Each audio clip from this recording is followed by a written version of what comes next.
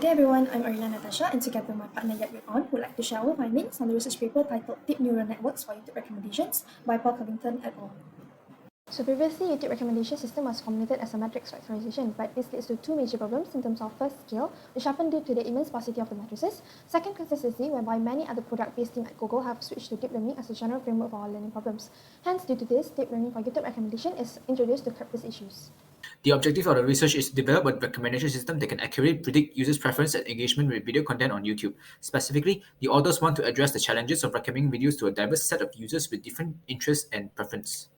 The data we feed to the model consists of use history and context. The categorical feature is embedded to reduce dimension, and continuous feature will be normalized for newer network to perform better. The model architecture is split into two models, candidate generation model and ranking model. For evaluations, offline metrics is used to determine the performance. However, the final determination of the effectiveness of the model will be based on A/B testing via live experiments.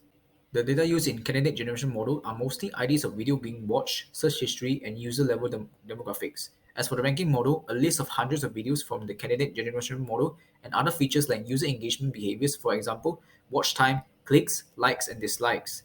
It also takes in consideration factors like user information and video information. The first significant findings that we have found out is that implicit labels work better than explicit labels. Explicit user feedback such as like, share, or comment is extremely scarce, and models trained only based on this would leave a lot of signals on the table. Compared to implicit labels such as user clicks and watch time, they are a bit more noisy, but the order of magnitude are more abundant.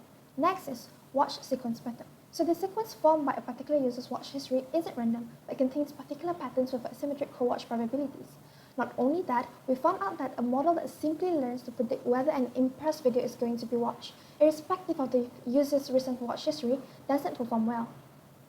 As for the significant findings, the ranking model is trained using weighted logistic regressions. So positive training examples, impression with clicks, are weighted by their observed watch time, while negative training examples, impression without clicks, will receive the unit weights. The purpose of this weighting scheme is to downweight clickbait content and upweight content that leads to more meaningful and longer engagement.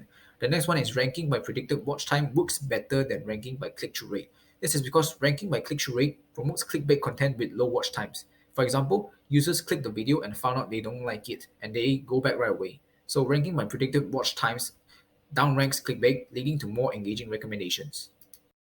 Alright, so based on the graph below, we can see that the model trained with example H as a feature is able to accurately represent the upload time and time-dependent popularity observed in the data.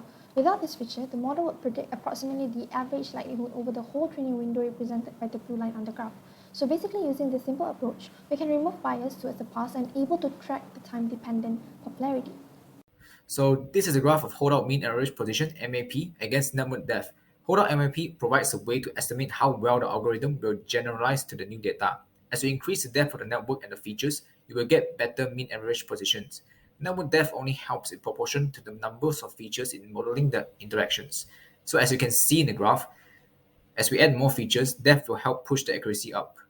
To conclude, there are two limitations found in the paper, which is first the cold start problem, which happens due to the algorithm relies heavily on historical data to make recommendations, and the other one is limited context, which happens due to the algorithm using only user interaction data, such as clicks, likes, and watch time to make recommendations. So for future works, two things to be addressed is first the cold start problem by leveraging external data sources or leveraging content-based recommendation techniques, and also incorporating more context by incorporating additional data sources such as video metadata or user demographic information. And last but not least, application of the findings in real world. So basically, this research can help to improve personalized recommendations and also content discovery. That's all from us. Thank you.